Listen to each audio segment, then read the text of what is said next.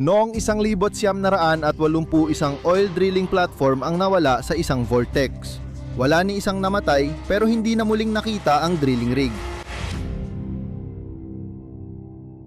Ang lawa ng Peñor ay matatagpuan sa Iberia Parish, Louisiana. Isa itong mahalagang tampok na higrapikal ng lugar. Ang tabang na lawa na ito ay may lalim na wala pang 10 talampakan at sumasaklaw ng mahigit 550 ektarya. Mahalaga ito sa lokal na ekosistema at ekonomiya ng rehiyon.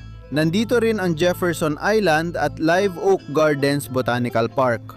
Tanyag itong destinasyon ng turista dahil sa ganda at biodiversity nito. Matatagpuan sa ilalim ng lupa, sa ilalim ng lawa ng Peñor, mahalagang bahagi ng ekonomiya ng lugar ang Diamond Crystal Salt Mine. Ang malawak na minahan na ito ay umaabot ng humigit kumulang 1,300 talampakan sa ilalim ng lawa na may mga koridor na 80 talampakan ng taas at ang ilan ay kasinlapad ng 4 na linya ng highway.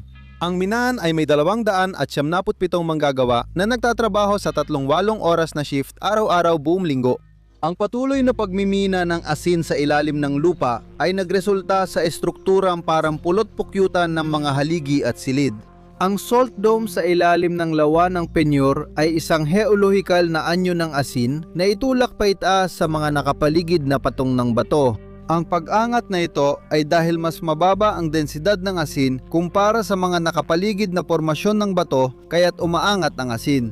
Ang asin ay parang lumulutang sa ibabaw ng mga bato. Karaniwan ang mga salt dome sa rehiyon ng Gulf Coast ng Estados Unidos. Nabuo ito milyon-milyong taon nang nakalipas nang matuyo ang sinao ng dagat dahil di napapasok ng likido at gas ang asin, dito naiipon ang langis at gas. Karaniwang may bulsa ng langis at gas na natrap kung may mga salt dome na ganitong katangian. Kaya ang lawa ng Peñor ay nakakatulong sa lokal na industriya dahil sa mga balon ng langis at gas sa paligid dito.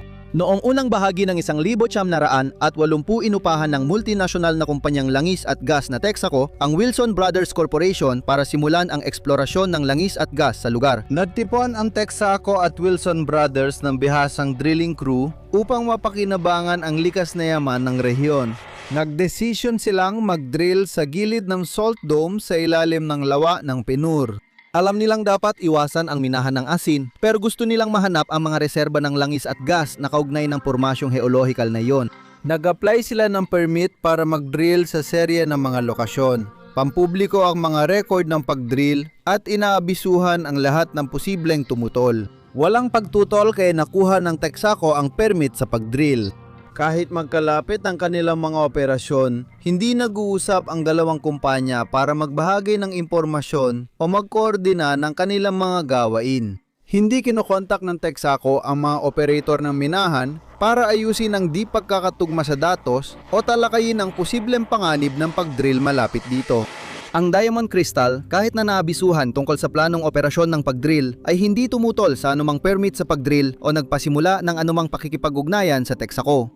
Kaya nagsimulang magtrabaho ng tuloy-tuloy ang crew sa pag-drill, naka-shift para siguradong hindi maputol ang eksplorasyon. Ang drilling rig ay malaking estruktura na ginawa para kayanin ang stress ng pagbubutas sa mga patong ng bato at sediment. Gumagamit ang crew ng kombinasyon ng drilling mud, isang malapot na likido na tumutulong sa proseso ng pag-drill, at drill string na binubuo ng magkakakonektang drill pipes para maabot ang target nilang lalim. Habang bumababa at umiikot ang drill string, nagbibigay ito ng presyon sa drill bit para putulin ang lupa at lumikha ng butas na nagpapadali sa pagkuha at pagsusuri ng mga sample mula sa ilalim ng lupa. Noong gabi ng Nobyembre 20, 1980, nagsimulang makaramdam ng matinding pagyanig ang night shift drilling crew. Tumalon ang drill string, kaya lalong nag-aalala ang crew tungkol sa katatagan at kaligtasan ng rig. Di matukoy ng night shift crew ang sanhi ng mga problemang ito. Nagdesisyon silang hintayin ang day shift crew para sabay nilang suriin ang sitwasyon. Pagsapit ng alas 6 ng umaga noong ika-21, sumama na ang day crew sa night shift sa drilling platform at napansin nilang tumatabingi na ang rig. Pakiramdam nila ay guguho na ang rig kaya nagpasya ang crew na lumikas. Mabilis nilang kinuha ang kanilang mga personal na gamit at naglakad ng 650 talampakan papunta sa dalampasigan. Noong alas 8:10 napansin ng isang electrician sa Diamond Crystal Salt Mine ang kakaibang ingay. Tumingala siya at nakita ang mabilis na agos ng maputik na tubig halos 2 talampakan ng lalim papalapit sa kanya. Sa agos ng tubig, may mga fuel drum na nagsasalpukan habang dinadala ng mabilis na agos. Sa ibabaw ng lupa, nagsimulang umikot ang tubig ng lawa ng Peñur at isang napakalaking whirlpool ang nabuo sa ibabaw nito. Ang lawa ay nagsimulang umikot na bilang isang vortex, hinihila ang lahat papunta sa gitna. Napakalakas ng puwersa ng ipu-ipo na para bang may humila ng isang dambuhalang takeb sa ilalim ng lawa, dahilan para mabilis itong maubos. Nakatayo ang mga manggagawa ng pagbabarena sa tabing dagat habang pinapanood nilang tumagilid at tuluyang lumubog ang rig. Nilalamon ng whirlpool ang lahat ng madaanan nito. Ang $8 milyong na Texaco drilling platform, isang pangalawang malapit na rig ng pagbabarena, isang barkong hila, 11 barge mula sa kanal, isang pantalan ng barge. 30 hektarya ng Jefferson Island at ang mga hardin ng halaman nito, mga greenhouse, isang trailer, mga truck, traktora, isang paradahan ng sasakyan at hindi mabilang na mga puno ay lahat nilamon ng whirlpool.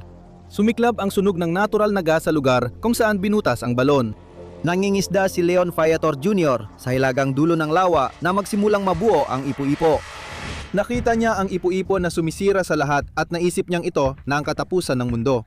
Nagulat siya at hindi makapaniwala nang makita ang barge na nilamon ng ipu-ipo sa ilang segundo.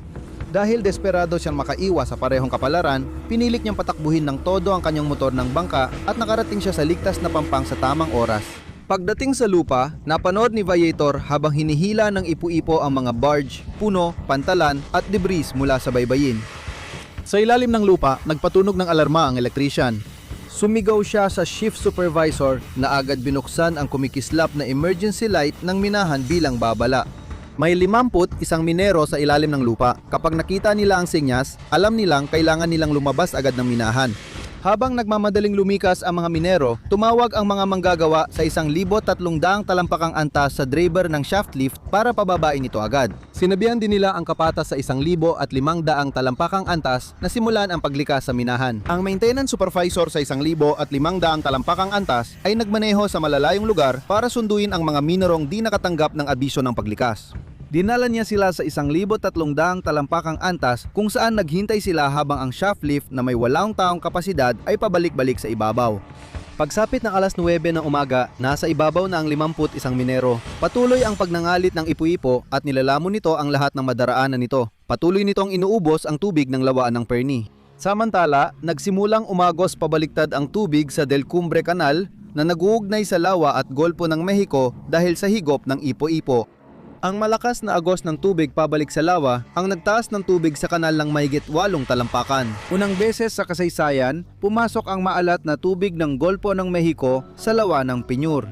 Habang bumubuhos ang tubig mula Golpo papasok sa lawa, lalo pang lumalaki at lumalalim ang ipu-ipo, tinatangay ang mga pampang nito at lumalawak bilang sinkhole na lampas. 165 talampakan ang lalim. Ang tubig mula sa kanal ay bumubuo ng pinakamalaking talon sa Louisiana habang napupuno ang mga lagusan ng minahan.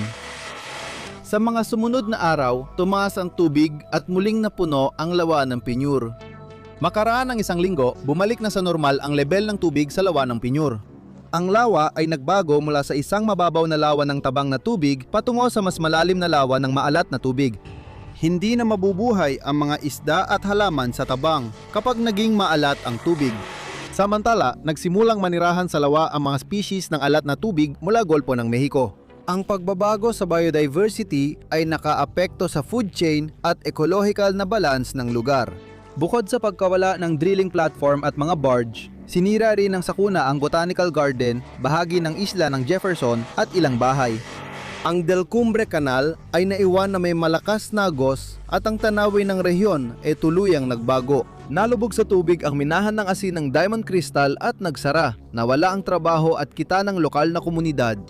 Malaking naapektuhan ang industriya ng pangingisda at turismo. Kinasuhan at pinagbayad ng mga danyos ang Texaco at mga kapatid na Wilson na responsabel sa sakuna.